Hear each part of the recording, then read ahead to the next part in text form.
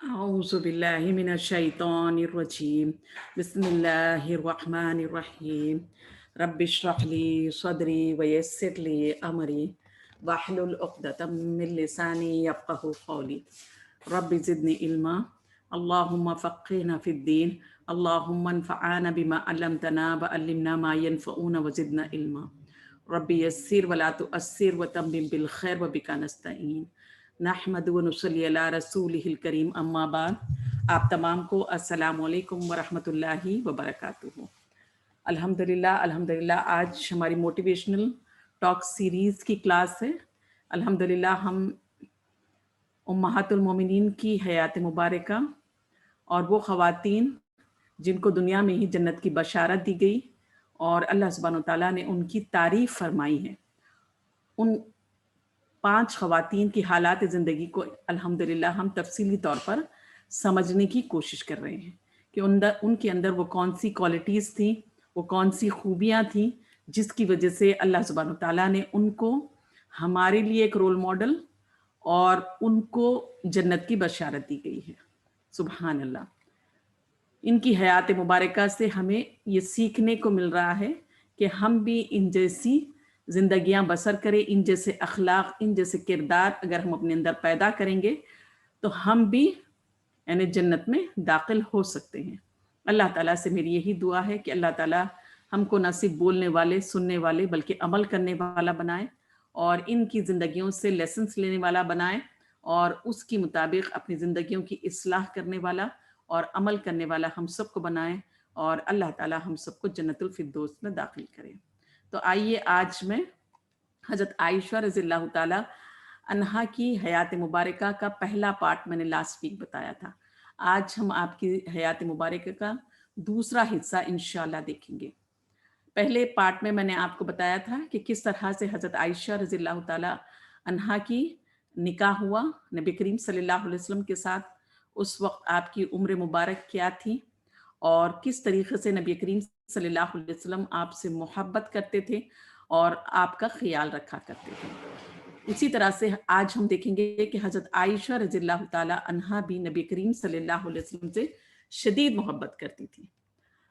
ہر عورت کو اپنے شوہر سے شدید محبت ہوتی ہے.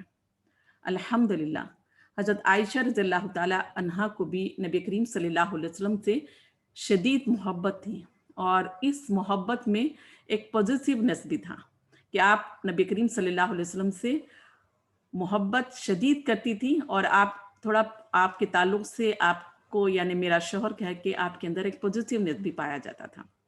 یعنی حضرت عائشہ کو نہ صرف نبی کریم صلی اللہ علیہ وسلم سے محبت تھی بلکہ شغف و عشق بھی تھا. اس محبت کا کوئی اور دعویٰ کرتا تو ان کو ملال ہوتا تھا.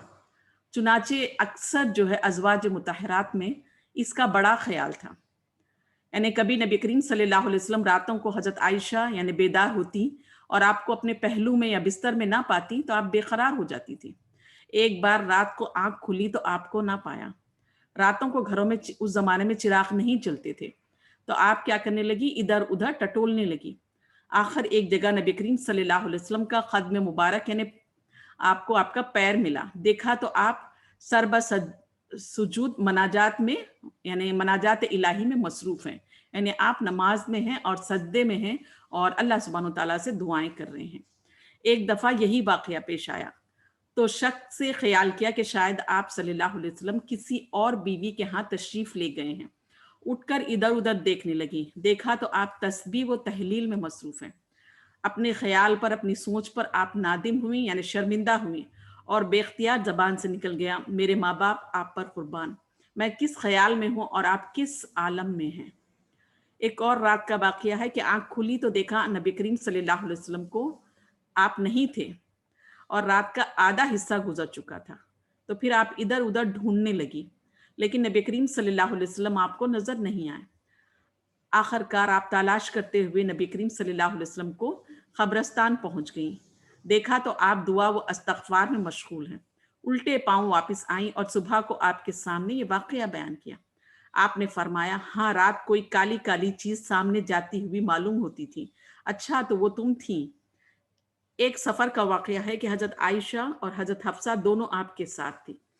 رات کو بلا ناغہ آپ حضرت عائشہ رضی اللہ تعالیٰ کا جو اونٹ ہے، یعنی جو آپ کا اونٹ کے اوپر جو بیٹھنے کی جگہ ہوتی، اس میں آپ تشریف لے جاتے، اور جہاں پہ یہ پڑاؤ ڈالا جاتا وہاں پہ آپ کا جو ٹینٹ لگایا جاتا تھا اس میں آپ تشریف لے جاتے تھے، اور جب تک قافلہ چلا کرتا آپ ان سے باتیں کیا کرتے تھے۔ ایک دن حضرت حفصہ نے کہا لاؤ ہم دونوں اپنا اپنا اونٹ بدل لیں۔ رات ہوئی تو حسب معمول آپ حضرت عائشہ کے یعنی جو اونٹ پہ سواری اور بیٹھنے کی جگہ تھی اس میں تشریف لائے۔ دیکھا تو حضرت حفصہ رضی اللہ تعالیٰ عنہا تھی۔ آپ سلام کر کے بیٹھ گئے۔ حضرت عائشہ رضی اللہ تعالیٰ آپ کے آنے کی انتظار کر رہی تھی۔ جب قافلے نے پڑاؤ ڈالا تو حضرت عائشہ سے برداشت نہ ہو سکا اور فوراً اپنے اونٹ سے اتر پڑی، دونوں پاؤں گھاس پر رکھ دیے اور بولی اللہ سبحانہ و تعالیٰ میں ان کو تو کچھ نہیں کہہ سکتی، تو کوئی بچھو یا سانپ بھیج دے جو مجھ کو آ کر ڈس لے۔ تو غور فرمائیے اس جملے میں کس قدر یعنی ایک عورت کی محبت چھپی ہوئی ہے۔ نبی کریم صلی اللہ علیہ وسلم نے ایلا کر لیا تھا، یعنی عہد کر لیا تھا کہ 1 مہینے تک کسی بھی ازواج مطہرات امہات المومنین کے پاس آپ نہیں جائیں گے۔ باہر حجرے سے لگا ہوا ایک مردانہ بالا خانہ تھا، یعنی ایک مردانے کو بیٹھنے کے لیے ایک جگہ تھی، وہاں پر آپ نے قیام کیا تھا۔ تمام آپ کی بیویاں جو ہیں وہ گریہ درازی میں مصروف ہو گئی تھی، یعنی رونے دھونے میں لگ گئی تھی اور دعائیں کر رہی تھی۔ نبی کریم صلی اللہ علیہ وسلم کے مرضی کے خلاف وہاں جا بھی نہیں سکتی تھی۔ نبی کریم صلی اللہ علیہ وسلم یعنی آپ اجازت نہ دیں تو کوئی آپ کے قریب جا بھی نہیں سکتا تھا۔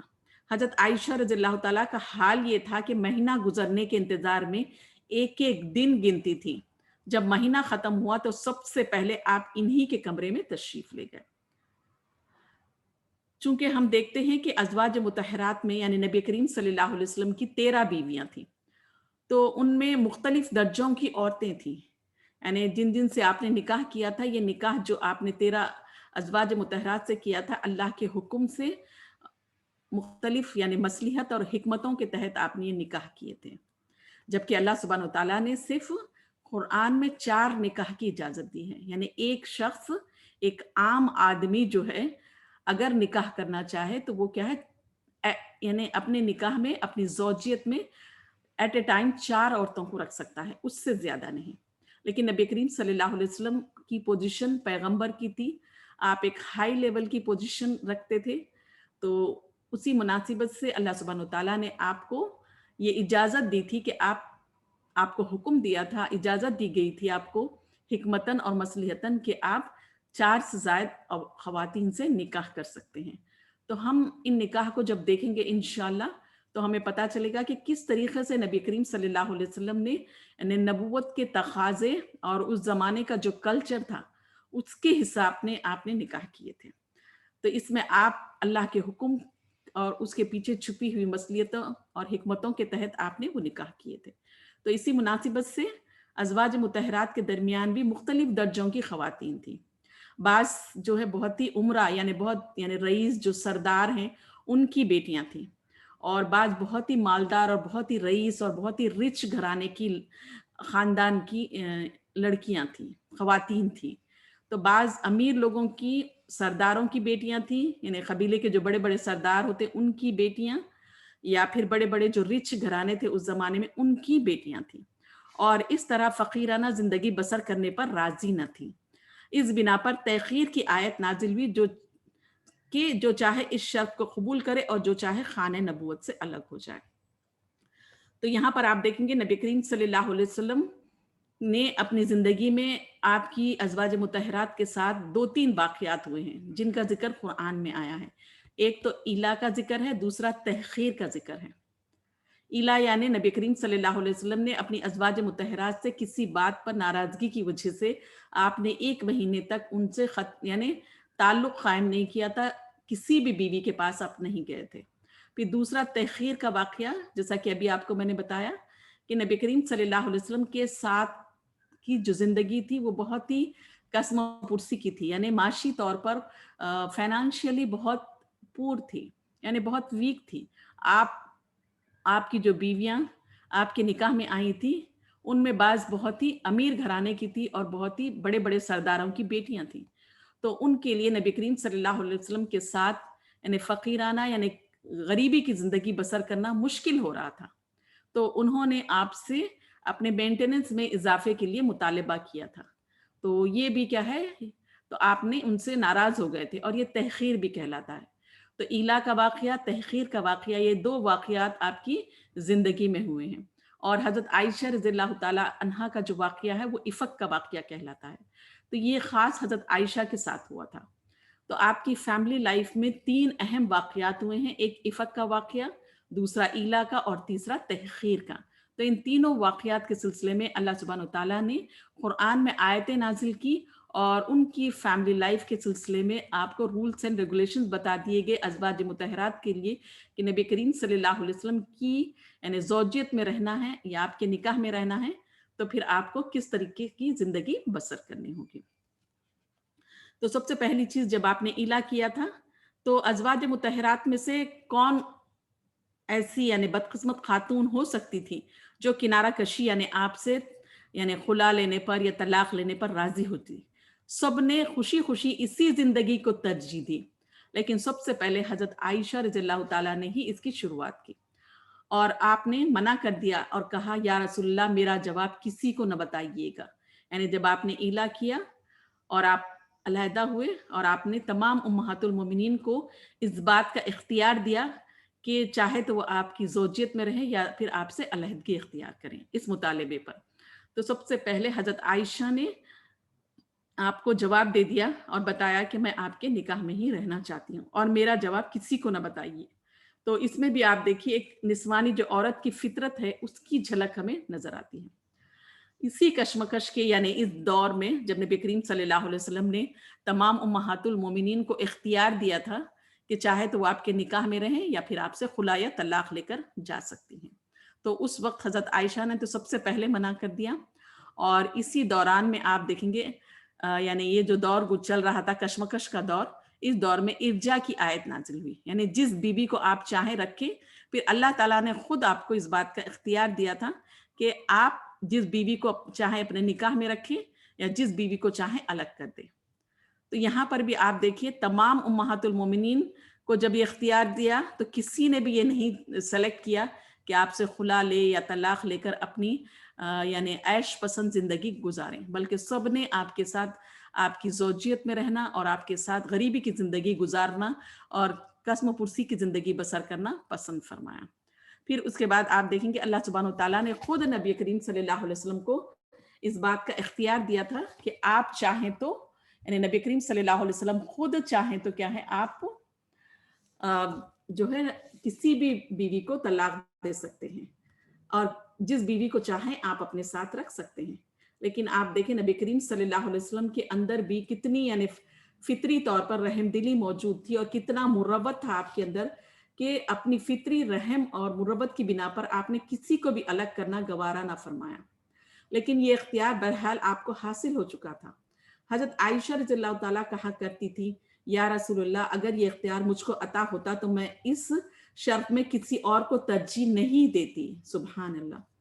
پھر اس کے بعد غزوہ موطا میں حضرت جعفر طیار کی شہادت کی خبر آئی تو آپ کو بہت زیادہ دکھ ہوا، تکلیف ہوئی. اسلام میں نوحہ جو ہے یعنی بیان کر کر کے رونا منع ہے. ایک صاحب نے آ کر اطلاع دی کہ حضرت جعفر کے ہاں عورتیں نوحہ کر رہی ہیں. آپ نے فرمایا منع کر دو. وہ گئے اور واپس آیا کہ نہیں مانتی. آپ نے فرمایا ان کے منہ میں خاک ڈال دو، مٹی ڈال دو. وہ پھر گئے اور واپس آ کر کچھ کہنے لگے. حضرت عائشہ رضی اللہ تعالیٰ دروازے کی دراز سے دیکھ رہی تھی اور بے قرار ہو رہی تھی کہ نہ یہ صاحب جو آپ کہتے ہیں وہ کرتے ہیں اور نہ آپ کی جان چھوڑ کر جاتے ہیں. آپ اکثر حضرت عائشہ رضی اللہ تعالیٰ عنہا کے زانوں پر یعنی آپ کے گود میں سر رکھ کر سو جاتے.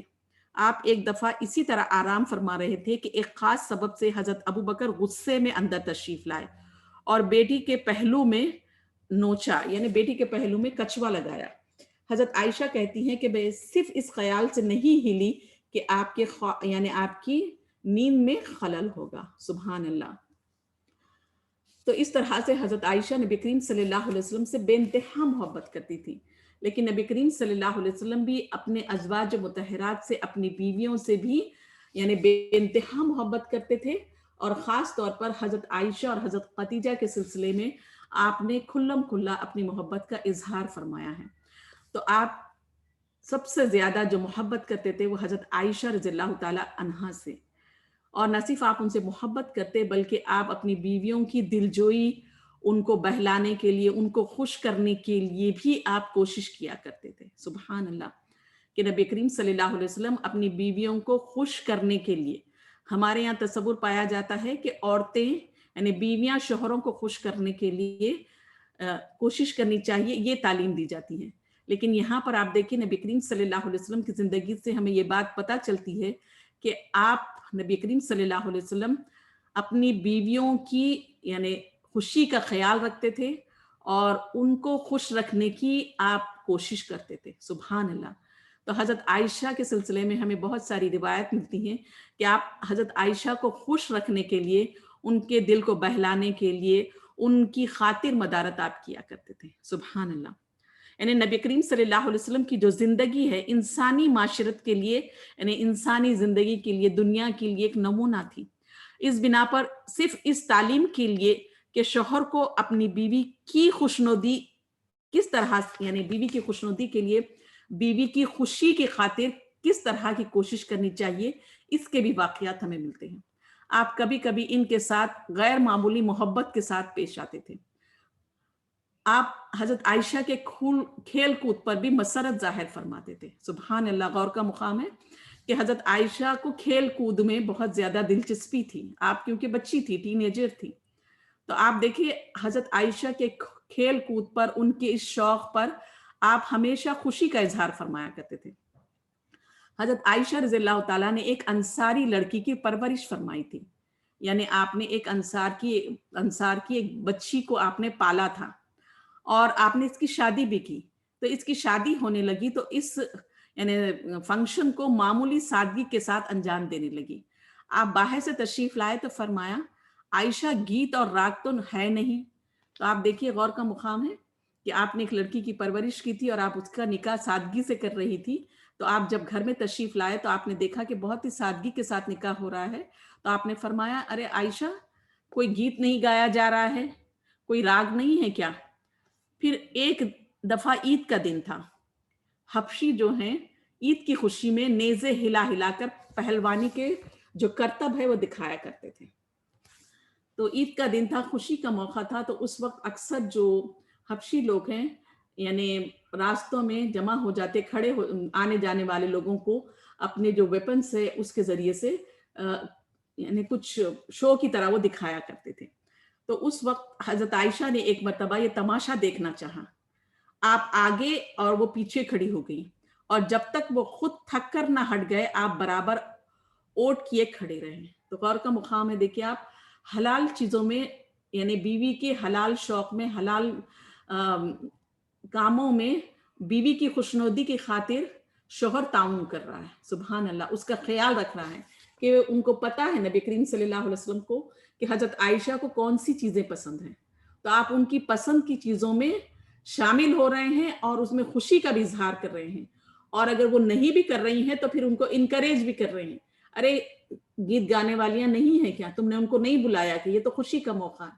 پھر عید کے موقع پر آپ نے کہا یعنی مرد لوگ حبشی جو ہیں مرد ہیں، ان کا شو دیکھنے کے لیے آپ نے خوشی کا اظہار کیا. تو آپ نے منع نہیں فرمایا. آپ نے یہ نہیں کہا کہ یہ جو شو ہے یہ مرد لوگ کر رہے ہیں تو عورتوں کو غصے بصر کا حکم ہے، نظریں نیچی رکھنی ہے، تم کیوں دیکھو گی.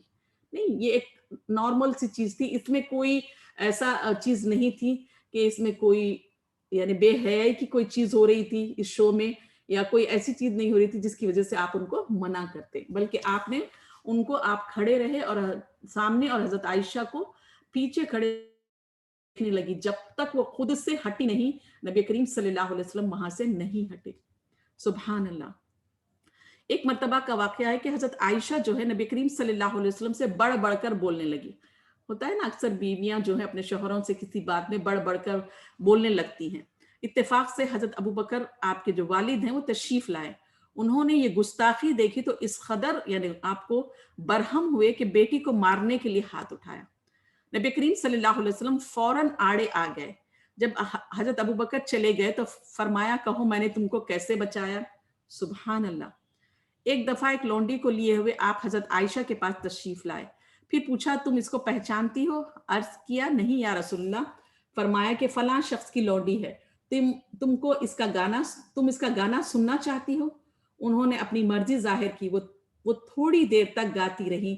آپ نے گانا سن کر فرمایا اس کے نتنوں میں شیطان باجا بجاتا ہے. یعنی اس قسم کے گانے کو آپ نے ناپسند فرمایا. تو یہاں پر آپ دیکھیں گے گانا کا مطلب یہ ہے کہ اس طرح کے گیت اور گانے جس کے الفاظ بہت ہی مہذب ہو اور بہت ہی کوئی میسج ہو اس میں، اس طرح کے گیت گائے جاتے تھے. اور آپ نے باضابطہ ایک لونڈی کو جب آپ لے کر آئے تو آپ نے پوچھا کہ کیا تم اس کا گیت سننا چاہتی ہو؟ تو آپ نے کہا ہاں. تو پھر اس عورت نے آپ کے سامنے بیٹھ کر وہ گیت گایا تو آپ نے سنا. لیکن نبی کریم صلی اللہ علیہ وسلم نے فرمایا کہ اس کے ناک میں شیطان بیٹھتا ہے اور آپ نے اس کو پسند نہیں فرمایا. تو اس طریقے سے آپ دیکھیں نبی کریم صلی اللہ علیہ وسلم حضرت عائشہ کا دل بہلانے کے لیے کبھی کبھی آپ کو کہانی بھی سنایا کرتے تھے. یعنی حضرت عائشہ کا دل بہلانے کے لیے آپ کو اسٹوری بھی کہتے تھے. ایک دفعہ جب آپ بات چیت کر رہے تھے تو خرافہ کا نام آیا، یعنی ایک شخص کا نام آیا. تو آپ نے پوچھا تم خرافہ کو جانتی ہو؟ کون تھا؟ تو آپ قبیلے ازرا کا ایک آدمی تھا. اس کو جن اٹھا کر لے گئے. وہاں اس نے جو بڑے بڑے عجائبات دیکھے واپس آ کر ان کو لوگوں سے بیان کیا تھا. اس بنا پر جب کوئی عجیب بات آپ لوگ سنتے تو کہتے ہیں یہ تو خرافہ کی بات ہے، ہماری یعنی خرافہ کی بات ہے، اس شخص نے بیان کی تھی. تو ایک دفعہ حضرت عائشہ رضی اللہ تعالیٰ نے کہانی شروع کی. اس کہانی میں اتنی خوبصورتی کی تھی کہ آپ نے پورا نقشہ اس کو کھینچ دیا. تو اس میں آپ دیکھیں گے جو کہانی سنائی تھی کہ ایک دن 11 سہیلیاں ایک جگہ مل کر بیٹھی تھی اور ان کے درمیان طے پایا تھا کہ ہر ایک اپنے اپنے شوہر کا حال بیان کرے. پہلی بولی کہ میرا شوہر اونٹ کا وہ گوشت ہے جو کسی پہاڑ پر رکھا ہو، نہ میدان ہے کوئی وہاں تک پہنچ جائے اور نہ گوشت ہی اچھا ہے کہ اس کو کوئی اٹھا لے جائے. دوسری نے کہا میں اپنے شوہر کا حال نہیں بیان کروں گی، اگر بیان کروں تو اس قدر لمبا ہے کہ ڈر ہے کہ کچھ چھوڑ نہ دوں اور اندر باہر کا سب حال نہ کہہ سکوں گی. تیسری نے کہا میرا شوہر بڑا سخت ہے، بولوں تو طلاق پا جاؤں اور چپ رہوں تو سمجھو کہ بیائی ہوں نہ بن بیائی. یعنی اس کا شوہر، یہ تیسری سہیلی نے کہا کہ میرا شوہر تو اتنا سخت ہے کہ اگر اس کے تعلق سے کوئی بات بیان کروں تو میری طلاق ہو جائے اور میں ایسی زندگی بسر کروں نہ شادی شدہ نہ بغیر شادی شدہ. چوتھی بولی میرا شوہر حجاز کی رات ہے، نہ گرم نہ سرد، نہ ڈر ہے نہ حلال. پانچویں نے کہا میرا شوہر گھر آتا ہے تو چیتا بن جاتا ہے، باہر جاتا ہے تو شیر ہو جاتا ہے، جو وعدہ کرے اس میں پھر پوچھنے کی حاجت نہیں. چھٹی نے کہا میرا شوہر ساتھ کھاتا ہے تو اکیلے سب چٹ کر جاتا ہے، یعنی ساتھ میں تو کھاتا ہے لیکن خود اپناپن پورا کھا لیتا ہے. پیتا ہے تو سب ہڑپ جاتا ہے، لیٹتا ہے تو سب خود اوڑھ لیتا ہے، کبھی دریافت حال کیے لیے ہاتھ اندر نہیں کرتا. ساتویں نے کہا میرا شوہر بے وقوف اور نامرد ہے، کبھی سر پھوڑ دے کبھی کچھ توڑ دے. آٹھویں نے کہا میرا شوہر چھونے میں خرگوش اور سونگنے میں بہت اچھا ہے. نبی نے کہا میرا شوہر بڑا مکان ہے، امیر ہے، اس کی تلوار لمبی ہے، اس کے چولہے میں راکھ کا ڈھیر ہوتا ہے. یعنی امیر تو ہے لیکن گھر میں وہ کچھ بھی نہیں لاتا، یعنی چولہے میں راکھ کا ڈھیر ہوتا ہے کا مطلب یہ ہے کہ گھر کے لیے کچھ بھی نہیں کرتا ہے. 10ویں نے کہا میرا شوہر مالک ہے اور تم مالک کو کیا سمجھے، وہ ان سب سے بہتر ہے، اس کے اونٹوں کا بڑا گلہ ہے، وہ گھر میں پڑے رہتے ہیں، چرنے کو نہیں جاتے، باجے کی آواز سن لے تو سمجھ جاتے ہیں کہ موت کا دن آ گیا. 11ویں سہیلی نے اپنی بڑی لمبی کہانی شروع کی.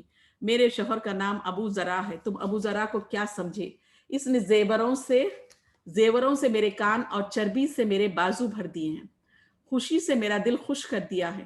بکری والوں کے گھرانے میں مجھے پایا لیکن ہنہنانے اور گھوڑے والے بلبلانے، اونٹوں والے غلے ملنے والوں اور پھٹکنے والے مزدوروں میں لا کر مجھے رکھ دیا. بولتی ہوں تو کوئی برا نہیں کہتا، سوتی ہوں تو صبح کر دیتی ہوں، پیتی ہوں تو سب پی جاتی ہوں. ابی ذرا کیسی ہے، اس کے کپڑوں کی گھٹری بھاری اور اس کے رہنے کا گھر بستی ہے. ابو ذرا کا بیٹا کیسا ہے، سوتا ہے تو ننگی تلوار معلوم ہوتا ہے، کھاتا ہے تو حلوان کا دست کھاتا ہے. ابو ذرا کی بیٹی کیسی ہے، والدین کی فرما بردار اور سوکن کے لیے رشک. ابو ذرا کی لونڈی کیسی ہے، کہیں گھر کی کوئی بات باہر نہیں دہراتی، اناج کو فضول نہیں برباد کرتی، گھر کا کچرے سے نہیں بھرتی، नबी करीम सल्लल्लाहु अलैहि वसल्लम हज़रत आयशा से ये कहानी यानी पूरे सब्र के साथ और पूरे तहम्मुल के साथ इसको देर तक सुनते रहे। फिर फरमाया, आयशा मैं तुम्हारे लिए वैसा हूँ जैसे अबू ज़रआ के लिए उसका यानी ज़रा के लिए है। लेकिन ऐन इसी वक़्त जब आप इस किस्म के यानी मोहब्बत की बातों में मसरूफ़ हुए, अचानक अज़ान की आवाज़ आई, आप खड़े हुए। तो हज़रत आयशा बयान करती हैं कि फिर ये मालूम होता कि हम आपको पहचानते ही नहीं हैं। सुभान अल्लाह। यानी हज़रत आयशा ने कहानी सुनाई और बहुत देर तक आप कहानी सुनाती रहीं, और हज़रत आयशा की इस कहानी को नबी करीम सल्लल्लाहु अलैहि वसल्लम पूरे तहम्मुल के साथ, पूरी तवज्जो के साथ सुनते रहे, और मोहब्बत के साथ आपने कहा कि मैं तुम्हारा शौहर अबू ज़रा जो है, उम्मे ज़रा के लिए अबू ज़रा जो है, मैं वैसा ही शौहर हूँ तुम्हारे लिए। यानी अल्लाह ताला ने अबू ज़रा को घर बसी दिया था, औलाद से नवाजा था। वो सोती तो सोती रहती है, यानी शौहर कोई डांटना नहीं, डपटना नहीं, और पैसे की फरागी है, यानी हर चीज की नेमत से घर उसका भरा हुआ है, और शौहर भी उसको किसी बात पर टोकता नहीं, रोकता नहीं है। तो अल्लाह के नबी ने फरमाया कि मैं भी तुम्हारे लिए वैसा ही शौहर हूँ, और आप उनसे यानी मोहब्बत से मजाक भी करने लगे। तो उसी वक्त अजान हुई, खड़े हुए। हजरत आयशा फरमाती हैं कि जब आप खड़े हुए तो हमें ऐसा लगता था अजान नमाज के लिए जैसे आप हमें पहचानते ही नहीं। सुभान अल्लाह।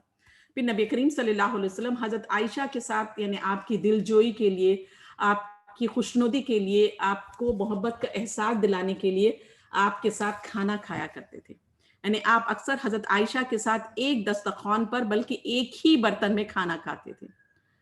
तो यहाँ पर आप गौर का मुकाम है कि हजरत आयशा जब बात कर रही थी, कहानी सुना रही थी, और इतनी देर तक सुनाते रही, तो आप देखिए अल्लाह के नबी कितनी मोहब्बत के साथ और कितने सब्र के साथ, बर्दाश्त के साथ उसको सुनते रहे। आपका मजाक नहीं उड़ाया, बल्कि मोहब्बत से आपने कहा कि मैं भी तुम्हारे लिए वैसा ही शौहर हूँ। लेकिन हम देखते हैं कि अक्सर मर्द हजरात जो है अपनी बीवियों की बात को सुनना भी पसंद नहीं करते। अगर वो काम की बात भी कहना चाहती हैं तो वो ये कहते हैं कि हम मसरूफ हैं। तो हमें नबी करीम सल्लल्लाहु अलैहि वसल्लम की ज़िंदगी में ये बात सीखने को मिलती है कि औरतों को जिस तरह से शौहरों की बातों को तवज्जो से सुनना और उनकी फर्माबरदारी करनी है, इसी तरह से औरतों को खुश रखने के लिए, उनकी दिलजोई के लिए, उनकी खातिर मदारत करना और उनकी खुशी के कामों में यानी दिलचस्पी लेना, उनकी जिस बातों में उनको खुशी मिलती है उसको तहम्मुल के साथ, सब्र के साथ सुनना, ये एक बेहतरीन, एक बहुत ही खुशहाल घराने की और एक बहुत ही अच्छे मियाँ बीवी के रिलेशनशिप की निशानी है। नबी करीम सल्लल्लाहु अलैहि वसल्लम के और हज़रत आयशा रज़ियल्लाहु ताला के रिलेशनशिप में हमें यही चीज़ देखने को मिलती है कि मोहब्बत है, रोमांस है, और आप देखेंगे किस तरह से मोहब्बत की जा रही है, किस तरह से रोमांस हो रहा है। इसमें कोई बेहयाई नहीं है, कोई इसमें फहश गोई नहीं है, बल्कि बहुत ही बेहतरीन तरीके से दोनों का रिलेशनशिप है। और मियाँ बीवी में इस तरह का कम्युनिकेशन होता है, तभी आप देखेंगे दोनों का रिलेशन अच्छा रहता है, और फिर घर का माहौल भी इसकी वजह से बहुत अच्छा रहता है। जहाँ मियाँ बीवी के दरमियान शौहर हाकिम है, या शौहर अपने आप को बड़ा मानता है, सरदार की तरह, लीडर की तरह घर में ट्रीट करता है, तो फिर आप देखेंगे बीवी के साथ भी एक हाकिम, एक कव्वाम और एक सख्त दिल मर्द की तरह से ट्रीट करता है, तो फिर घर का मियाँ बीवी के रिलेशन भी खराब होते हैं, फिर घर का माहौल भी खराब होता है, फिर बच्चों की तरबियत पर भी इसका बहुत बुरा असर पड़ता है, और फिर बच्चे भी यही सीखते हैं। फिर बावजूद आप हजार अच्छी तरबियत दें, उन्होंने जो घर में बाप के रवैये को देखा हुआ है, माँ के साथ जो सलूक बाप को करते हुए देखा है, वही सीखते हैं, फिर वही रवैया अपनी बीवियों के साथ वो इख्तियार करते हैं। भले ही शुरू के शादी के थोड़े दिन तक वो रवैया उनका बहुत अच्छा, बीवी से बहुत बहुत मोहब्बत करने वाला, ख्याल करने वाला होता है, लेकिन जैसे जैसे उम्र बढ़ने लगती है, जिम्मेदारियां बढ़ने लगती हैं, तो उनके अंदर फिर उनका जो बाप का रवैया माँ के साथ वो जाग जाता है, और वो ही रवैया वो लोग इख्तियार करते हैं जो उनके बाप का उनकी माँ के साथ था। तो यहाँ पर खानदान जो फैमिली है एक यूनिट है, एक बुनियाद है, इसकी बुनियादें तख्वे पर हैं, अल्लाह के डर पे हैं, और एक बेहतरीन रिलेशनशिप, कम्युनिकेशन, यानी हर रिश्ते में कम्युनिकेशन, एक दूसरे से रब्त, एक दूसरे से बातचीत, एक दूसरे से ताल्लुकात, एक दूसरे का ख्याल हो, वही रिश्ता मजबूत भी होता है, और वही रिश्ता जो है तरक्की भी करता है, और वही रिश्ता घर में खुशहाली लाता है, सुकून लाता है और अमन लाता है। تو یہاں پر آپ دیکھیں نبی کریم صلی اللہ علیہ وسلم خاص طور پر حضرت عائشہ کے ساتھ یعنی اپنی بیوی کے ساتھ آپ کا رشتہ کیسا تھا کہ دونوں ایک ہی دسترخوان پر کھاتے اور ایک ہی برتن میں کھاتے تھے. ایک دفعہ ایک ساتھ کھانا کھا رہے تھے کہ حضرت عمر گزرے, آپ نے ان کو بھی بلا لیا اور تینوں نے ایک ساتھ کھانا کھایا. اس وقت تک پردے کا حکم نہیں آیا تھا. کھانے میں بھی محبت کا عالم یہ تھا کہ آپ وہی ہڈی چوستے جس کو حضرت عائشہ چوستی تھی. پیالے میں وہی منہ رکھ کر پیتے جہاں حضرت عائشہ منہ لگاتی تھی. ایک دفعہ دونوں ساتھ کھانے میں مصروف تھے کہ حضرت سودا شکایت لے کر پہنچی. عمر رضی اللہ تعالیٰ مجھ کو ضرورت سے بھی باہر نکلنے میں ٹوکتے ہیں. راتوں کو گھر میں چراغ نہیں جلتا, اس لیے کبھی کبھی دونوں کا ہاتھ ایک ہی بوٹی پر پڑ جاتا تھا. ایک دفعہ ایک ایرانی پڑوسی نے آپ کی دعوت کی. آپ نے فرمایا عائشہ بھی ہوں گی؟ اس نے کہا نہیں. ارشاد ہوا تو میں بھی قبول نہیں کرتا. میزبان دوبارہ آیا اور پھر یہی سوال و جواب ہوا اور وہ واپس چلا گیا. تیسری دفعہ پھر آیا. آپ نے فرمایا عائشہ رضی اللہ تعالیٰ کی بھی دعوت ہے؟ عرض کی جی ہاں. اس کے بعد آپ اور حضرت عائشہ اس کے گھر گئے. سبحان اللہ. تو یعنی دعوت میں بھی کیا ہے دونوں میں, یعنی آپ حضرت عائشہ کی یعنی ایک مرتبہ کا واقعہ ہے کہ اس نے صرف اللہ کے نبی کو دعوت دی, حضرت عائشہ کو نہ دی. تو آپ نے فرمایا نہیں, میں یعنی حضرت عائشہ کو بھی دعوت دی جائے, تبھی اس نے حضرت عائشہ کو دعوت دی. تو پھر آپ دونوں مل کر گئے. سبحان اللہ. پھر سفر میں بھی تمام ازواج تو ساتھ, یعنی ہر سفر میں پوری 13 بیویاں تو نہیں رہ سکتی تھی, اور کسی کو کسی خاص طور پر ان سے یعنی حضرت عائشہ سے زیادہ محبت ہے تو لہٰذا میں ان کو ہی ساتھ رکھوں گا یا کسی دوسروں کو نہیں رکھوں گا. آپ کا یہ طریقہ نہیں تھا. بھلے ہی آپ محبت حضرت عائشہ سے زیادہ کرتے, لیکن انصاف آپ تمام ازواج مطہرات کے ساتھ برابر کرتے تھے. یعنی باری کے دن ایک رات ہر دن ایک ایک بیوی کے پاس گزارتے, اس میں کبھی آپ نے کمی پیشی نہیں کی. پھر دوسرا یہ کہ خرچ کرنے کے معاملے میں تمام ازواج مطہرات پر برابر خرچ کرتے تھے. تو انصاف کے معاملے میں آپ تمام ازواج مطہرات سفر میں جاتے تو ان کو ساتھ یعنی خورا ڈالا جاتا, ڈرا ڈالا جاتا, جس کا نام نکلا آپ اس کو ساتھ لے کر جاتے. سبحان اللہ. یعنی نبی کریم صلی اللہ علیہ وسلم اکثر حضرت عائشہ آپ کے بہت سارے سفروں میں یا ٹریولنگ میں آپ کے ساتھ رہی ہیں, اور غزوہ بنی مستلق میں تو آپ ساتھ رہیں, اس کا ہمیں یقینی طور پر ثبوت ملتا ہے. پھر غزوہ بنی مستلق کا ہمیں جو واقعہ بھی آپ کے سامنے میں نے رکھا حضرت حفصہ کا, اور پھر غزوہ بنی مستلق کے سفر میں 2 عجیب واقعے پیش آئے تھے. ایک تو یہ ہے, پہلا جو ہے وہ یہ کہ اللہ تعالیٰ نے غزوہ بنی مستلق کے سفر میں تیمم کا حکم نازل فرمایا, اور پھر دوسرا واقعہ جو ہمیں ملتا ہے وہ یہ کہ آپ پر الزام لگایا گیا تھا, آپ پر تہمت لگائی گئی تھی.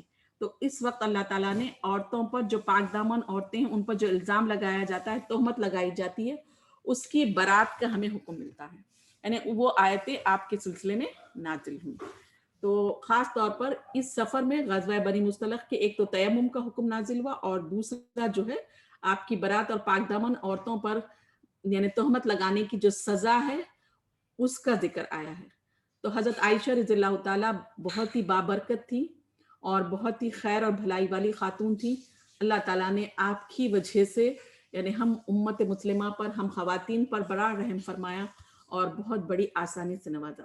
خاص طور پر تیمم کے حکم کے سلسلے میں صحابہ یہ بات بیان کرتے تھے کہ حضرت عائشہ جو ہے بہت ہی ممتاز ہیں, بہت ہی مشرف ہیں, اور بہت ہی اعلیٰ درجے کی امہات المومنین ہیں, کیونکہ ان کی وجہ سے اللہ تعالیٰ نے ہمیں یعنی تیمم کا حکم نازل کیا کہ وضو کے لیے پانی میسر نہ ہو تو ہم تیمم کر کے غسل جنابت کا بھی قائم مقام ہو سکتا ہے, وضو کا بھی قائم مقام ہو سکتا ہے, اور غسل یعنی پانی نہانے کا بھی قائم مقام ہو سکتا ہے.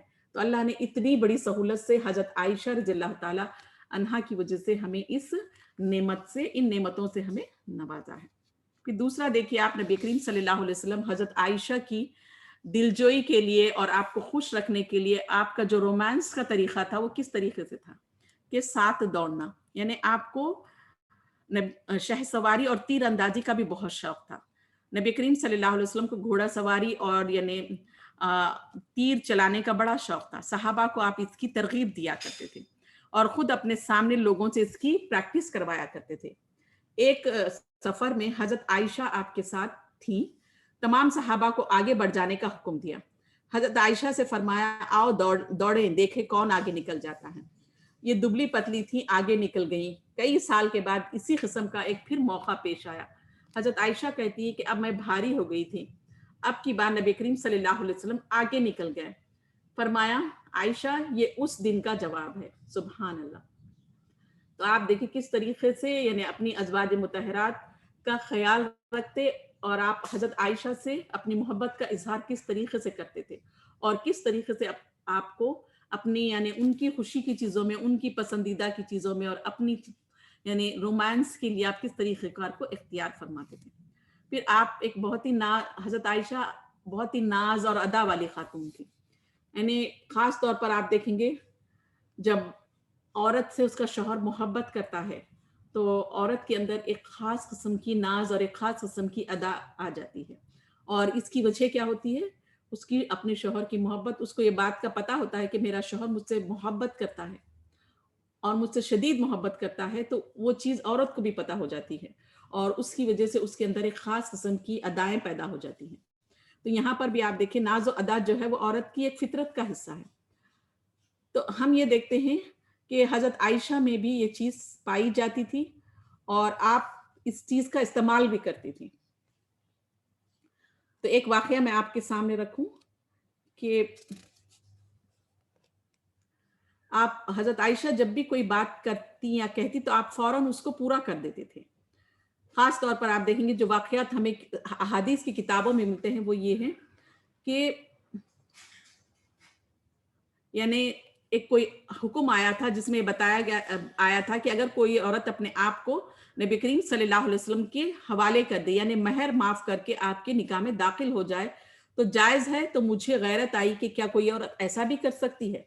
یعنی آپ کو اس بات کی اجازت دی گئی تھی کہ نبی کریم صلی اللہ علیہ وسلم کے لیے کوئی عورت اپنے آپ کو پیش کر سکتی ہے اور یہ کہہ سکتی ہے اللہ کے نبی میں اپنا مہر معاف کرتی ہوں اور آپ کے نکاح میں آ جاتی ہوں. تو یہ حکم نازل ہوا تو حضرت عائشہ نے جب سنا تو آپ کو بڑی حیرت ہوئی اور کہنے لگی کیا کوئی عورت ایسا کر سکتی ہے کہ خود اپنے سے آگے بڑھ کے یعنی آپ کو پیش کر دے اپنے آپ کے لیے؟ تو آپ جب یہ ارجا کی آیت اتری جس میں آپ کو اختیار دیا گیا تھا کہ آپ جس بیوی کو چاہیں اپنے پاس بلائیں یا اس کے پاس رات گزاریں، بعد میں آپ کو اختیار دیا گیا تھا کہ آپ جس بیوی کے پاس چاہیں رات گزاریں اور جس بیوی کے پاس نہ چاہیں آپ رات نہ گزاریں. لیکن اس کے باوجود بھی آپ دیکھیں گے یعنی آپ انصاف کیا کرتے تھے. تو آپ کہتی تھی دیکھا یعنی آپ چاہتی تھی کہ نبی کریم صلی اللہ علیہ وسلم آپ کے پاس ہی رات گزاریں. تو یہ جب آیت یہ یعنی حکم نازل ہوا تو آپ بڑی خوش ہوئی اور کہنے لگی کہ میں دیکھتی ہوں کہ آپ کا رب جو ہے وہ ہر خواہش کو پوری کر دیتا ہے. یعنی یہ نہیں تھا کہ صرف آپ کے پاس ہی رہیں اور کسی ازواج مطہرات کے پاس نہ جائیں، بلکہ آپ یہ کہہ رہی تھی کہ اللہ تعالیٰ نے آپ کو آپ کی جو خواہش رہتی ہے وہ اس کو بہت جلدی پورا کر دیتا ہے. اسی طرح سے آپ حضرت خدیجہ کو اکثر یاد کیا کرتے تھے، اور اس میں آپ دیکھیں گے جب آپ حضرت خدیجہ کو یاد کرتے حضرت عائشہ کے سامنے تو آپ کو بڑی تکلیف ہوتی تھی. اور آپ ایک مرتبہ کا واقعہ ہے کہ آپ کو یعنی اچھا نہیں لگتا تھا، آپ یہ سمجھتی تھی کہ نبی کریم صلی اللہ علیہ وسلم مجھ سے ہی محبت کریں، مجھ سے سب سے زیادہ مجھ سے ہی محبت کرتے. یعنی آپ کو ایک گمان تھا، ایک آپ کے اندر بولتے نا ایک شوہر کی محبت کی وجہ سے ایک قسم کا ادا آ گئی تھی، ناز آ گیا تھا، اور وہ یہ چاہتی تھی کہ آپ کے علاوہ آپ کسی اور کو ویسی محبت نہ کریں. لیکن آپ بی بی خدیجہ سے شدید محبت کرتے تھے اور اس کا ذکر اکثر آپ کیا کرتے تھے. تو حضرت عائشہ فوراً ایک مرتبہ بول اٹھی یا رسول اللہ آپ کیا گڑیا کو بار بار ذکر چھڑا کرتے ہیں، اللہ نے آپ کو اس سے اچھی بیویاں دی. آپ نے فرمایا مجھ کو اللہ نے اسی سے اولاد دی.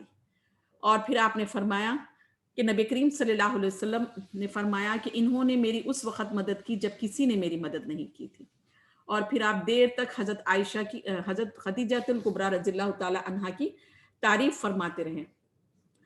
اور پھر آپ ایک مرتبہ یعنی کسی کے سامنے حضرت عائشہ کی تعریف فرما رہے تھے اور حضرت خدیجہ کی تعریف فرما رہے تھے، تو حضرت عائشہ سنتی رہی اور آپ کو بڑا رشک آیا اور کہا یا رسول اللہ آپ قریش کی بوڑھیوں میں سے ایک بوڑھی عورت کا جس کے ہونٹ لال تھے اور جس کو مرے ہوئے ایک زمانہ گزر چکا ہے اتنی دیر سے اتنی تعریف فرما رہے ہیں، آپ کو اس سے بہتر بیویاں اللہ نے دی.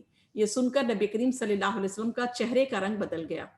پھر فرمایا یہ میری وہ بیوی تھی کہ جب لوگوں نے میرا انکار کیا تو وہ ایمان لائی، اور جب لوگ مجھے جھٹلا رہے تو اس نے میری تعریف کی، تصدیق کی، اور جب لوگ مجھے اپنی مدد سے محروم کر رہے تھے تو اس نے اپنی دولت سے میری غمخواری کی، اور اس سے اللہ تعالیٰ نے مجھے اولاد دی، روزی دی، جبکہ دوسری بیویوں سے اولاد سے مجھے محروم رکھا۔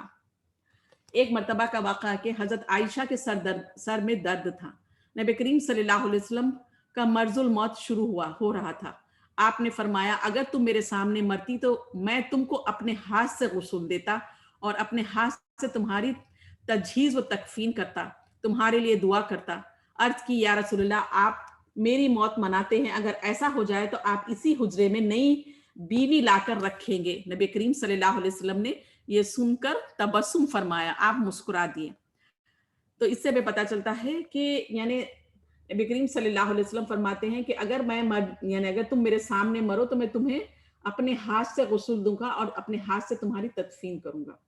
تو فوراً حضرت عائشہ کہنے لگیں کہ آپ تو کیا ہے میرے مرنے کے بعد فوراً اسی حجرے میں کسی دوسری بیوی کو لے کر آئیں گے۔ تو فوراً نبی کریم صلی اللہ علیہ وسلم مسکرانے لگے۔ کہیں سے کوئی قیدی گرفتار ہو کر آیا، حضرت عائشہ کے حجرے میں بند تھا۔ یہ ادھر عورتوں سے باتیں کر رہی تھی اور وہ ادھر جو ہے غافل دے کر نکل کر بھاگ گیا۔ آپ تشریف لائے تو گھر میں قیدی کو نہ پایا، دریافت کیا تو واقعہ معلوم ہوا، غصے میں فرمایا تمہارے ہاتھ کٹ جائیں۔ پھر باہر نکل کر صحابہ کو خبر کی، وہ گرفتار ہو کر آیا۔ آپ جب اندر تشریف لائے تو دیکھا حضرت عائشہ اپنے ہاتھوں کو الٹ پلٹ کر دیکھ رہی ہیں۔ پوچھا عائشہ کیا کرتی ہو؟ عرض کی دیکھتی ہوں کون سا ہاتھ کٹے گا۔ آپ متاثر ہوئے فوراً اور دعا کے لیے ہاتھ اٹھا دیے۔ سبحان اللہ۔ ایک دن درپردہ عرض کیا یا رسول اللہ اگر دو چراگاہیں ہوں، ایک اچھوتی اور دوسری چری ہوئی، تو آپ کس اونٹ چرنا پسند کریں گے؟ جواب دیا پہلی میں۔ یہ اس بات کی طرف اشارہ تھا کہ بیویوں میں صرف حضرت عائشہ ہی ایک کنواری تھی۔ عفت کے واقعے میں جیسا کہ حضرت عائشہ پر تہمت لگائی گئی تھی اور اللہ نے آپ کی برات نازل فرمائی تھی، تو اس وقت آپ کی ماں نے کہا تھا بیٹی اٹھو اور اپنے شوہر کے قدم چوم لو، یعنی اپنے شوہر کے قدم قدم بوسی کرو۔ تو فوراً جو ہے حضرت عائشہ جو ہے یعنی بولی اپنے خدا کے سوا، یعنی آپ نے فوراً فرمایا تنک کر بولی میں اپنے خدا کے سوا جس نے میری برات ظاہر کی کسی اور کی شکر گزار نہیں ہوں۔ آپ نے ایک مرتبہ ارشاد فرمایا عائشہ جب تم مجھ سے خوش ہوتی ہو یا ناراض ہوتی ہے تو مجھ کو پتہ لگ جاتا ہے۔ ناراض ہوتی ہے تو ابراہیم کے خدا کی قسم، اور خوش رہتی ہو تو محمد کے خدا کی قسم کھاتی ہو۔ عرض کیا یا رسول اللہ صرف زبان سے نام چھوڑ دیتی ہوں۔ سبحان اللہ۔ پھر آپ دیکھیں خدمت گزاری بھی حضرت عائشہ میں کوٹ کوٹ کر بھری تھی، یعنی گھر میں اگرچہ کہ آپ کے پاس یعنی میٹ تھی، خادمہ تھی، لیکن حضرت عائشہ آپ کا خود اپنے کام جو ہے اپنے ہاتھ سے انجام دیتی تھی۔ آٹا خود پیستی تھی، گھونتی تھی، کھانا خود پکاتی تھی، بستر اپنے ہاتھ سے بچھاتی تھی، وضو کا پانی خود لا کر رکھتی تھی۔ آپ قربانی کے لیے جو اونٹ بھیجتے تھے ان کے لیے خود یعنی خلاوہ بانٹتی تھی۔ نبی کریم صلی اللہ علیہ وسلم کے سر میں اپنے ہاتھ سے کنگا کرتی تھی، جس میں مبارک میں عطر مل دیتی تھی۔ آپ کے کپڑے اپنے ہاتھ سے دھوتی، سوتے وقت مسواک اور پانی سرہانے رکھتی، مسواک کو صفائی کی غرض سے دھویا کرتی تھی۔ گھر میں آپ کا کوئی مہمان آتا تو مہمان کی خدمت انجام دیتی۔ چنانچہ حضرت قیس غفاری جو صفا والوں میں سے تھے بیان کرتے تھے کہ ایک دن نبی کریم صلی اللہ علیہ وسلم نے ہم لوگوں سے فرمایا چلو عائشہ کے گھر چلو۔ جب حجرے میں پہنچے تو فرمایا عائشہ ہم لوگوں کو کھانا کھلاؤ۔ وہ چونی کا پکا ہوا کھانا لائیں۔ آپ نے کھانے کی کوئی اور چیز مانگی تو چوہارے کا حریرہ پیش کیا، پھر پینے کی چیز مانگی تو ایک بڑے پیالے میں دودھ حاضر کیا، اس کے بعد ایک اور چھوٹے پیالے میں پانی لائیں۔ اور دوسری چیز آپ دیکھیے یعنی شوہر جب بہت محبت کرتا ہے اور ہر چیز یعنی جس بات کا بھی اظہار کرو شوہر اس میں مدد کرتا ہے، تعاون کرتا ہے اور بیوی کی خوشی کا خیال رکھتا ہے، تو اکثر عورتوں کے اندر ایک بد دماغی آ جاتی ہے۔ اکثر خواتین شوہر کی محبت کا، اس کی خیال کا، اس کی یعنی بیوی کا خیال رکھنے کا ناجائز فائدہ اٹھاتی ہیں، اور پھر کیا ہے اس کی یعنی اس کا خیال نہیں رکھتی اور اس کی فرما برداری نہیں کرتی۔ لیکن یہاں پر آپ دیکھیں نبی کریم صلی اللہ علیہ وسلم آپ کی محبت کرتے، آپ کی خاطر مدارت کرتے، آپ کی دلجوئی کرتے، آپ کے شوق کی چیزوں میں، آپ کی پسند کی چیزوں میں دلچسپی لیتے، تو آپ اس بدلے کے طور پر آپ دیکھیں گے یعنی بے نیازی کا مظاہرہ نہیں کرتی، بلکہ آپ کی خدمت، آپ کا ہر کام خود اپنے ہاتھ سے کرتی تھی۔ اور اس میں خوشی محسوس کرتی تھی. اس کو کوئی بوجھ یا کوئی یعنی ذمہ داری تصور نہیں کرتی تھی, اور بلکہ خوشی خوشی ہر کام کرنا پسند کرتی تھی اپنے شوہر کا. پھر دوسرا, آپ کی اطاعت اور فرمانبرداری کو اپنے اوپر لازم رکھتی تھی. کبھی بھی آپ کی اطاعت اور آپ کے احکامات کی پیروی میں آپ سب سے آگے ہوتی. کبھی کسی حکم, کبھی کسی یعنی احکام کی پیروی میں آپ پیچھے نہیں ہٹتی تھی, بلکہ آپ آگے بڑھ بڑھ کر اس میں یعنی پیروی کرنے کی کوشش کرتی. اس کا واقعہ ہمیں جو ملتا ہے وہ یہ ہے کہ ایک دفعہ حضرت عائشہ بڑے شوق سے دروازے پر ایک جس پر تصویر لگی ہوئی تھی پردہ لٹکا دیا. آپ نے اندر داخل ہوا تو پردے پر نظر پڑی. فوراً آپ کے تیوری یعنی آپ کے چہرے کا رنگ بدل گیا. حضرت عائشہ یہ دیکھ کر سہم گئی. عرض کی, یا رسول اللہ, قصور معاف, مجھ سے کیا غلطی ہو گئی؟ فرمایا, جس گھر میں تصویریں ہوں فرشتے داخل نہیں ہوتے. یہ سن کر حضرت عائشہ نے فوراً پردہ پھاڑ ڈالا اور اس کو اپنے دوسرے چیزوں میں استعمال کیا. ایک صحابی کو ولیمے کی دعوت کرنی تھی لیکن گھر میں سامان نہ تھا. آپ نے فرمایا, جاؤ عائشہ سے جا کر کہو کہ غلے کی ٹوکریاں بھیج دے. انہوں نے حضرت عائشہ کو آ کر پیغام سنایا. اسی وقت حضرت عائشہ نے پوری ٹوکری اٹھوا دی اور گھر میں شام کے کھانے کا کچھ بھی نہ رہا. تو اس سے پتہ چلتا ہے کہ حضرت عائشہ نبی کریم صلی اللہ علیہ وسلم کی پسند اور ناپسند کا, اور خاص طور پر آپ جو حکم دیتے اس کا کس حد تک خیال رکھتی تھی. کہ آپ کو پسند تھا کہ دروازے پر ایک پردہ لٹکایا تھا, آپ کو پردہ بہت اچھا لگا تھا, لیکن اللہ کے نبی نے اس کو ناپسند فرمایا تو فوراً اس کو آپ نے نکال دیا. پھر آپ نے کوئی چیز منگوائی گھر سے تو آپ نے فوراً آپ کو دے دیا. تو ہمارے یہاں میاں بیوی جب ایک دوسرے سے شدید محبت کرتے ہیں تو اس کا ہم یہ مطلب ظاہر کرتے ہیں کہ شوہر بیوی کی ہر ناجائز بات کو تسلیم کرے, ہر ناجائز بات میں ساتھ دے, اور بیوی یہ تصور رکھتی ہے کہ شوہر میرا مجھ سے محبت کرتا ہے تو پھر میں جو بھی غلط کام کروں, غیر شرعی کام کروں, تو میرا شوہر اس پر ٹوکے نہیں. تو ہر دو فریقین محبت جب میاں بیوی کے درمیان ہوتی ہے تو اس کا یہ مطلب نکالتے ہیں کہ دونوں جو ہے شریعت کی پیروی نہیں کر رہے ہیں, تب بھی دونوں ایک دوسرے کی یعنی غیر شرعی کاموں پر خاموشی اختیار کرتے ہیں, اور یہ دلیل دیتے ہیں کہ مجھے اپنے شوہر سے شدید محبت ہے اور میں اپنے شوہر کی نافرما برداری نہیں کر سکتی کیونکہ میں ان سے شدید محبت کرتی ہوں. شوہر بھی اس وجہ سے بیوی کو کسی غیر شرعی کام پر نہیں ٹوکتا, اس وجہ سے کہ وہ اپنی بیوی سے محبت کرتا ہے.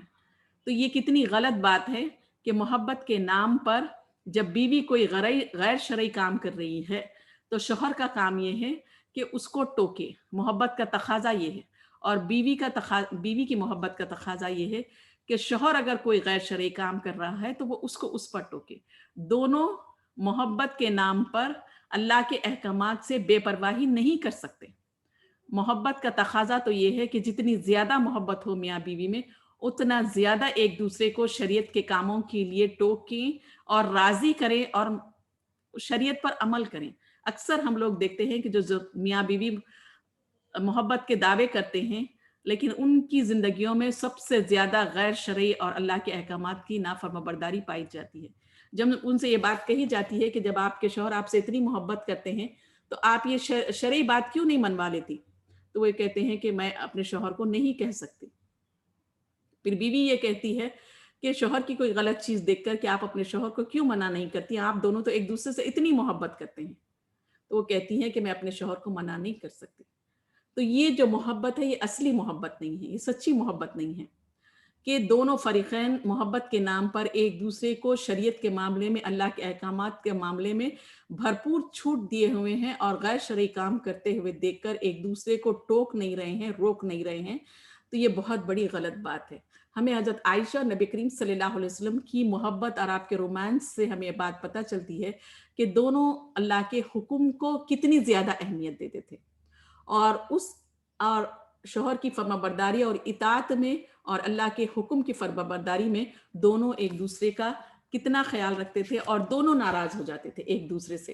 حضرت عائشہ نے تصویر والا پردہ لگایا تو اللہ کے نبی نے ناراضگی کا اظہار کیا کہ یہ اللہ کے حکم کی خلاف ورزی ہے, تو فوراً بیوی مان گئی اور اس نے اس کام کو چھوڑ دیا.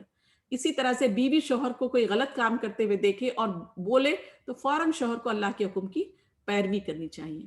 تو ہمارے یہاں محبت کے نام پر بے پرواہی، لاپرواہی اور پھر شریعت کے احکام سے دوری، اور پھر یہ سمجھنا کہ ساتھ میں کھانا، ساتھ میں گھومنے جانا اور ساتھ میں ہر چیز کرنا یہ محبت ہے، لیکن شریعت کی پابندی نہ ہو تو یہ بہت بڑی غلط فہمی ہے جو ہمیں یعنی حضرت عائشہ نبی کریم صلی اللہ علیہ وسلم کی زندگی سے سیکھنے کو ملتا ہے کہ کس طریقے سے آپ صلی اللہ علیہ وسلم اور حضرت عائشہ ایک دوسرے سے شدید محبت کرتے تھے، لیکن اس کے باوجود وہ لوگ اللہ کے حکم میں بھی فرمانبرداری کو بہت زیادہ اہمیت دیتے تھے.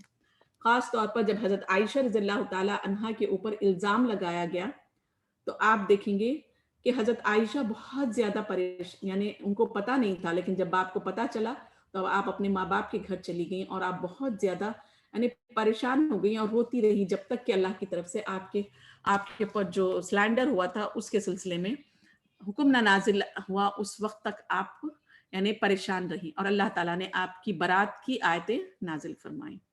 تو اس کے سلسلے میں ہمیں آپ جو واقعات ملتے ہیں یعنی عبداللہ بن عباس رضی اللہ تعالیٰ فرماتے ہیں اللہ سبحانہ وتعالیٰ نے 4 لوگوں کو 4 چیزوں سے آزاد کیا. سب سے پہلی چیز یوسف علیہ السلام کو جو آزادی ملی یعنی he equated یوسف علیہ السلام through the tongue of a witness from the family of Zulaikha. یعنی یوسف علیہ السلام کی آزادی کس سے ہوئی؟ زلیخا کی فیملی سے. پھر دوسرا he equated Moses of the rumors of the Jews through the stone that took his clothes. یعنی موسیٰ علیہ السلام بہت ہی ہینڈسم آدمی تھے اور وہ کبھی بھی اس زمانے میں رواج تھا کہ لوگ کسی کے سامنے بھی پانی نہایا کرتے یا اپنے کپڑے کو کھول دیا کرتے تھے، لیکن حضرت موسیٰ جو ہے بہت شرمیلے تھے اور کبھی کسی نے آپ کے بدن کو نہیں دیکھا تھا. تو لوگوں نے بنی اسرائیلیوں نے ایک سازش کی تھی کہ آپ جس وقت نہانے کے لیے اپنے لباس کو اتار کر ایک پتھر پر رکھا اور آپ نہانے کے لیے گئے تو اس وقت وہ پتھر جو ہے آپ کا کپڑے لے کر بھاگ گیا. تو اس طریقے سے اللہ سبحانہ وتعالیٰ نے آپ کے اوپر جو الزام تھا بنی اسرائیلیوں نے لگایا تھا کہ آپ کے بدن میں کوئی نقص ہے یا آپ کے بدن پر کوئی یعنی عیب ہے جس کی وجہ سے آپ اس کو چھپاتے ہیں اور لوگوں کے سامنے نہیں نہاتے، تو یہ چیز اللہ تعالیٰ نے اپنی حکمت کے ذریعے سے کہ وہ پتھر ہی کپڑے لے کے بھاگ گیا اور اس کپڑے کو لینے کے لیے آپ اس کے پیچھے دوڑے تو لوگوں نے آپ کے بدن کو دیکھ لیا اور آپ کو برات نازل ہوئی، یعنی آپ کا جو الزام تھا وہ خارج ہو گیا. پھر اللہ تعالیٰ نے ہی اکویٹڈ مریم علیہ السلام by making the baby on her lap سے I am a slave of God. اللہ تعالیٰ نے مریم علیہ السلام کی برات جو ہے عیسیٰ علیہ السلام یعنی بچے کی زبانی سے کروائی کہ یہ میں اللہ کا نبی ہوں اور اللہ تعالیٰ نے مجھے نبی بنایا اور میں معجزے کے طور پر پیدا ہوا ہوں. پھر اللہ تعالیٰ نے حضرت عائشہ رضی اللہ تعالیٰ عنہا کی برات فرمائی اور وہ قرآن کی آیتوں کے ذریعے سے آپ پر جو الزام لگایا گیا تھا آیتیں نازل کر کے اللہ سبحانہ وتعالیٰ نے آپ کو بری فرمایا. سبحان اللہ. تو ان 4 لوگ یہ 4 جو ہیں بہت ہی یعنی قسمت والے لوگ ہیں جن کی برات اللہ تعالیٰ نے خود اس طریقے سے فرمائی ہیں. ان 4 میں حضرت عائشہ رضی اللہ تعالیٰ کا ہمیں ذکر ملتا ہے.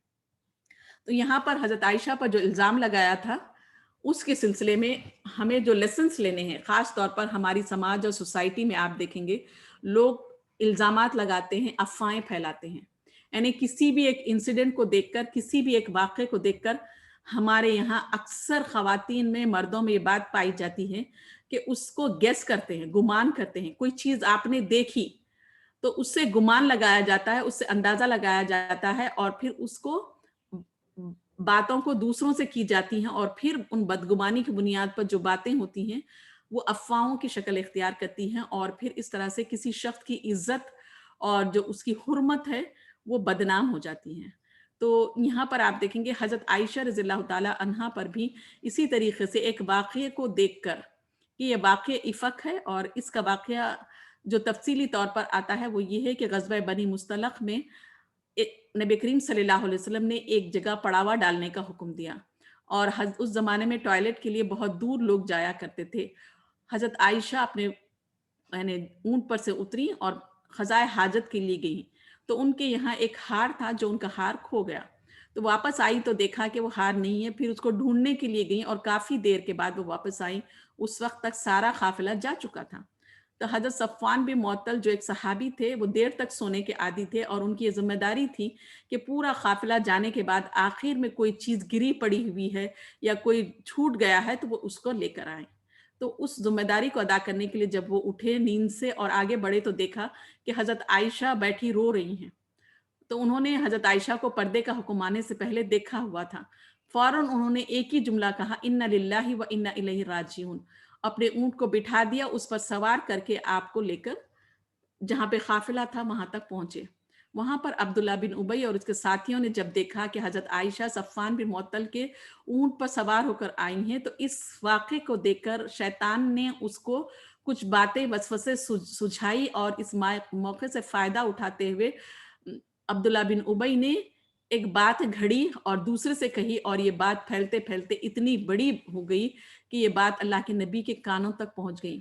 حضرت عائشہ اس قافلے سے یعنی اس غزوے سے واپس آنے کے بعد بیمار پڑ گئی تھیں، اور آپ کو اس بات کی اطلاع نہیں تھی کہ آپ کے تعلق سے اس واقعے اس انسیڈنٹ کو لے کر بہت ساری باتیں پھیلائی گئی ہیں۔ جب آپ کو اس بات کی اطلاع ہوئی تو آپ شدید دکھی ہوئی اور آپ اپنے ماں باپ کے گھر چلی گئیں۔ تو یہاں پر آپ دیکھیں گے ہمارے یہاں اکثر معاشرے میں جو برائیاں پھیلتی ہیں، جو لوگوں کی عزتوں کو تار تار کیا جاتا ہے، جو ان پر الزامات لگائے جاتے ہیں، جو بہتان لگائے جاتے ہیں، اور حضرت عائشہ پہ صفوان بن معطل جو ایک بہت ہی شریف النفس اور بہت ہی ایک ینگ نوجوان تھے، تو یہ الزام یہ لگایا گیا۔ اس الزام کی وجہ یہ تھی کہ نبی کریم صلی اللہ علیہ وسلم بڑی عمر کے شخص تھے اور حضرت عائشہ کم عمر تھی اور صفوان بن معطل بھی کم عمر تھے۔ تو یہ پھیلانے کی کوشش کی گئی کہ نعوذ باللہ ان دونوں کا افیئر ہے، اس کو واقع افق کہا جاتا ہے۔ تو آپ دیکھیں گے اس طرح کی بات اتنی پھیلی کہ آپ پریشان ہو گئیں اور اپنے والدہ کے گھر چلی گئیں۔ پھر آپ کی قرآن میں آیتیں نازل ہوئی اور اللہ نے آپ کی برات کی، اور قیامت تک یہ آیتیں پڑھی جائیں گی۔ تو یہاں پر ہمارے لیے جو سیکھنے والی بات ہے وہ یہ کہ کسی بھی واقعے کو دیکھ کر اپنی طرف اپنی ذہن سے کوئی اس کا نتیجہ نکالنا اور پھر اس کو لوگوں میں پھیلانا اور اس پر مضبوطی سے قائم رہنا، یہ بہت بڑا گناہ ہے۔ اللہ تعالیٰ خود قرآن میں فرماتا ہے کہ بعض گمان جو ہیں وہ یعنی بعض بدگمانی جو ہوتی ہے یا گمان جو ہوتے ہیں وہ گناہ ہیں، اور یہی وہ گمان ہے جو کسی واقعے کو دیکھ کر کسی کے سلسلے میں غلط سوچنا اور پھر اس غلط سوچ کو الفاظ کی شکل دینا، پھر وہ افواہ بننا اور اس کو پھیلانا، ایک زبان دوسری زبان کو لے کے چلے اور اس شخص کو خود پتہ نہ ہو کہ اس کے تعلق سے کیا بہتان ترازی کی جا رہی ہے۔ یہ بہت بڑا گناہ ہے، اور اس گناہ کی سزا بھی قرآن میں آئی ہے کہ اگر کوئی شخص پاک دامن عورتوں پر الزام لگاتا ہے اور اس میں شریک ہوتا ہے تو اس کو 80 کوڑے مارے جائیں۔ سبحان اللہ۔ لیکن ہم دیکھتے ہیں کہ ہماری سماج میں لوگوں کو گرانے کے لیے ان کی ہر اچھی بات میں بھی آپ دیکھیں گے ہم بدگمانی پیدا کر لیتے ہیں، ازیوم کرتے ہیں، نہیں اس کا مطلب یہ ہوگا، یہ چیز ایسی ہوگی، انہوں نے یہ چیز ایسی ہے مگر اس کو کور کر کے ایسے بتایا ہے۔ تو اگر کوئی اچھی چیز بھی سامنے رہتی ہے تو اس کا غلط مطلب نکالا جاتا ہے، پھر وہ دوسرے شخص کو بتایا جاتا ہے، پھر دوسرا تیسرے کو، تیسرا چوتھے کو، پھر اس طرح سے اس شخص کے پیچھے یہ پوری کارستانی کی جاتی ہے اور سماج اور سوسائٹی میں انتشار پیدا کیا جاتا ہے، بہتان ترازی کی جاتی ہے، ایک شخص کی عزت کو دوسروں کی نظروں میں ذلیل کیا جاتا ہے، اس کو یعنی اس کی باتوں کو اچھالا جاتا ہے، اس کی پرائیویسی جو ہے، اس کی خانہ پرسنل لائف کی زندگیوں کی باتوں کو اچھالا جاتا ہے، پھیلایا جاتا ہے اور بدگمانیاں کی جاتی ہیں، اور اس شخص کے سلسلے میں ہر ایک کی نظر میں جو ہے اس کو کم کرنے کی کوشش کی جاتی ہے، اس کو گرانے کی کوشش کی جاتی ہے۔ تو یہ بہت بڑا گناہ ہے۔ اگر اسلامی حکومت ہوتی اور یہ چیزیں ثابت ہوتی لوگوں کی تو ان کو 80 کوڑے مارے جاتے۔ تو ہمیں اس سے سیکھنے والی چیز یہ ہے کہ برائی کو گوسپ کے ذریعے، گپ شپ کے ذریعے، خالی بہلاوے کے طور پر یا افواہ کے طور پر پھیلانے سے ہمیں سخت منع کیا گیا ہے۔ اس سلسلے میں جو ہمیں حدیث ملتی ہے وہ یہ ہے کہ نبی کریم صلی اللہ علیہ وسلم نے فرمایا، ربا has 73 types of level. The lowest level of riba is equivalent to having intercourse with your mother. And the worst type of riba is to speak about the honor of your Muslim brother. غور کا مقام ہے کہ سود لینا، سود دینا، سود کھانا ایسا ہے جیسے اپنی ماں سے زنا کرنا ہے، اپنی ماں سے اللیگل انٹرکورس کرنا ہے۔ اللہ تعالیٰ ہم سب کی حفاظت فرمائے۔ اور ان میں بھی سب سے بدترین گناہ کیا ہے کہ اپنے بھائی کی عزت کو کم کرنے کے لیے اس کے تعلق سے بات کرنا، یعنی اس کے تعلق سے اس برائی کے انداز میں، اس غلط طریقے سے بات کرنا کہ اس کی عزت میں کمی آئے. تو اس سے ہمیں پتہ چلتا ہے کہ یہ کتنا بڑا گناہ ہے اور کتنی بڑی اس کی سزا رکھی گئی ہے. اور بہت سارے صحابہ کو اس زمانے میں جو اس گناہ میں ملوث تھے، باضابطہ ان کے کوڑے لگائے گئے ہیں. یعنی پہلی مرتبہ جو پینالٹی دی گئی ہے اور جو پنشمنٹ کا قانون ہے اس کو لاگو کیا گیا، امپلیمنٹ کیا گیا، وہ یہ ہے کہ حضرت عائشہ پر تہمت لگائی گئی تھی، اس کی برات ہوئی، اور جن لوگوں نے تہمت میں حصہ لیا تھا ان پر اس سزا کو لاگو کیا گیا، اور ان کو 80 کوڑے، عورت اور مرد کو، یعنی حمنہ بنت جہش جو ہے ان کو مارے گئے، اور حسان بن ثابت ایک صحابی تھے، ان کو کوڑے مارے گئے. سبحان اللہ. تو اتنی بڑی سزا ہے. اور نبی کریم صلی اللہ علیہ وسلم اپنی بیویوں کی یعنی عزت کے لیے بہت خیال رکھا کرتے تھے. ایک حدیث میں ہمیں ملتا ہے کہ نبی کریم صلی اللہ علیہ وسلم کی جو عزت ہے، جو آنر ہے، اس کے سلسلے میں ہمیں ملتا ہے کہ آپ کے لیے بھی یعنی حضرت جبرائیل جو سلام لے کر آتے تھے، اور نبی کریم صلی اللہ علیہ وسلم جب حضرت عائشہ کے ساتھ ہوتے تو اس وقت جو ہے آپ پر وحی نازل ہوتی تھی. سبحان اللہ. تو یہاں تک میں آج اپنی انشاءاللہ بات کو روکوں گی. اس کے بعد جو اس کا تھرڈ پارٹ ہے انشاءاللہ میں آپ لوگوں سے اگلی کلاس میں شیئر کروں گی، کیونکہ حضرت عائشہ رضی اللہ تعالیٰ کی جو زندگی ہے ہمارے لیے ایک نمونہ ہے. اور آپ کی زندگی، آپ کی میریٹل لائف، میاں بیوی کا رشتہ، میاں بیوی کی محبت، گھر میں میاں بیوی کے تعلقات، میاں بیوی کا رومانس، اور میاں بیوی کے آپس کے تعلقات ہیں. پھر دوسری ازواج مطہرات کے ساتھ آپ کے تعلقات، یعنی سوکنوں کے ساتھ آپ کے تعلقات کیسے تھے، سونتیلی اولاد کے ساتھ حضرت بی بی فاطمہ کے ساتھ اور ان کی بیٹی حضرت زینب کے ساتھ آپ کے تعلقات کیسے تھے. یہ ساری تفصیلات سیکھنے سے ہمیں پتہ چلتا ہے کہ کس طریقے سے اللہ تعالیٰ نے آپ کے مقدر میں جو کچھ مقدر کیا تھا اس کو آپ نے کس بہترین طریقے سے آپ نے اس کو ہینڈل کیا تھا. تو یہاں پر آج میں اپنی بات کو روکتی ہوں. وآخر الدعوانا ان الحمد للہ رب العالمین. سبحان ربک رب العزت عما یصفون وسلام علی المرسلین والحمد للہ رب العالمین. جزاک اللہم خیرا کثیرا کثیرا.